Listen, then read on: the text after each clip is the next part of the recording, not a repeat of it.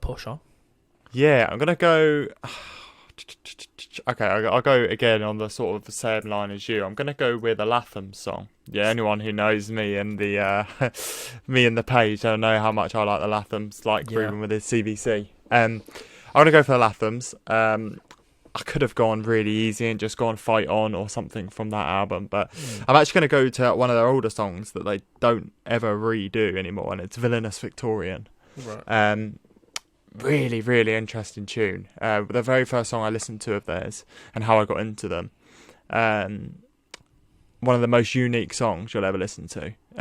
Really, really. I think the way they did it was they based it off of a Horrible History episode, and they wrote down all the words on the Horrible History episodes and put it into a song.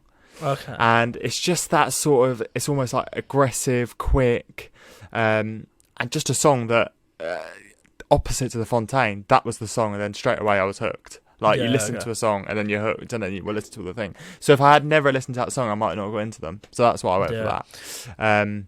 They're a funny one, the Lathams. I think people either love them or hate them. I don't know what your opinion are on them. I don't know enough about them to like say I hate them.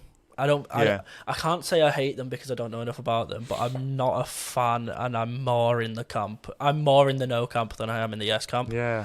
And for me, as far as I know, I'd probably put them of like a 4 out of 10 on the scale. Yeah. I don't have anything like major to dislike them for. It's just kind of like, I just think indie music at the minute, in general, is just kind of, it's beyond me at this point. I'm kind of having a bit of like, I'm almost reverting back into like an emo phase at this point, just because I just feel like indie's not doing it for me at the minute. There's something about like the Tumblr culture of like 2015, 2016 that made indie really good.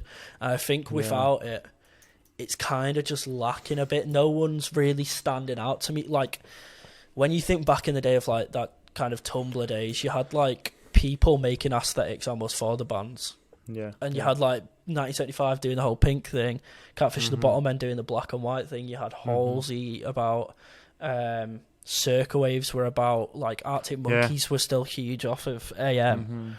And it was kind of that era where everything that was happening. And I feel like the death of Tumblr now has almost made it like, it's removed a lot of like the aesthetic culture from indie music. So now you've kind of like, a lot of these indie bands, they're kind of just doing the same thing now, because a lot of the time it was the aesthetic would inform a lot of the music. And I think like without that aesthetic quality, it's kind of just a bit dull. I think there's a lot of like football culture coming into indie music at the minute, and it's fine. Like it's just not for me though. I do get that. And I can understand how people who would listen to Lathams would just think it kind of just blurs into everything else. You mentioned football culture. Just one of the bands that came to mind when we were just talking about that is Yard Act. Yeah, and that's just a band when I saw them at Truck when I saw you there, and I was just.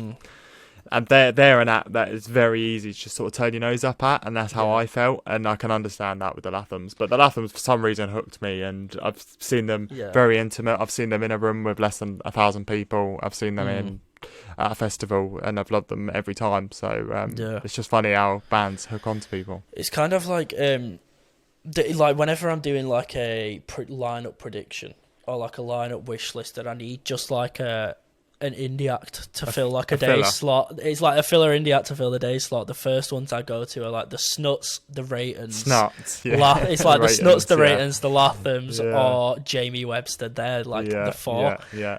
So I find it kind of hard to get out of that mindset. But it's funny actually because you mentioned those and they all do blow into one. But like the Snuts are, I can appreciate them. But again, I'm not like gripped by them, and same with the Ratons. I think of those 4, the Snuts are the one that stand out to me as having a bit more about them. I think like Inhaler are on a totally different level. I think Inhaler would have like if Tumblr and that whole thing was still around, Inhaler would have really benefited from that.